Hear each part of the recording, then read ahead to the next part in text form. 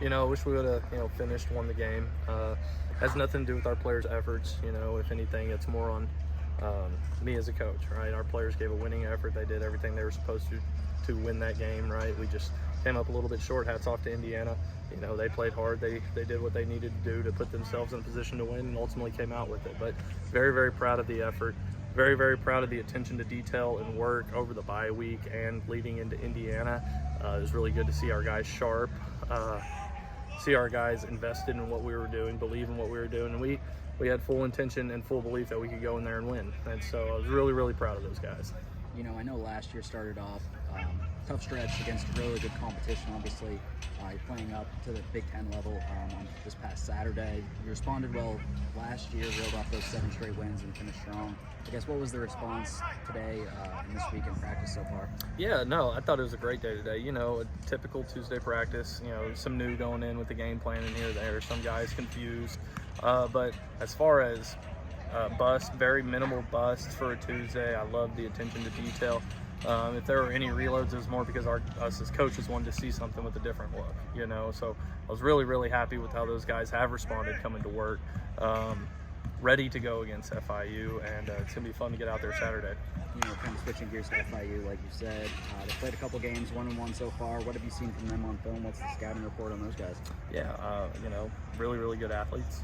Kind of new coaching staff and stuff, and so trying to learn a new scheme, new system, but I think they're doing a great job. They fly around, they can make plays on the ball, they can do stuff on the back end and in the box that give you trouble. Really have to make sure your quarterback's sharp and ready to go for that game, but I think they do a great job. Offensively, really balanced throughout the year, really, but especially it seems Saturday against Indiana, running the ball, passing the ball. I believe it was only the 4th time with Coach Helton here that teams rushed for 200 yards and had a player rush for 100 yards in a game. How have you seen that kind of come together, so far this year? It seems like there's, I guess, more production out of that room, if there's a word for that. Yeah, well, one, all of those guys are studs.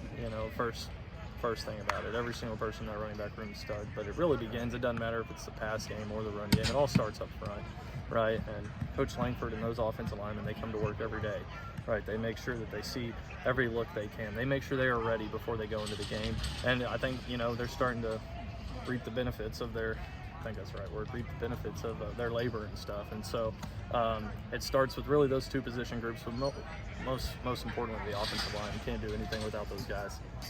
I asked Tyson about it yesterday. It's been kind of a running back by committee these last couple of years, really since Gage Walker left. There hasn't been one guy that's really dominated the carries.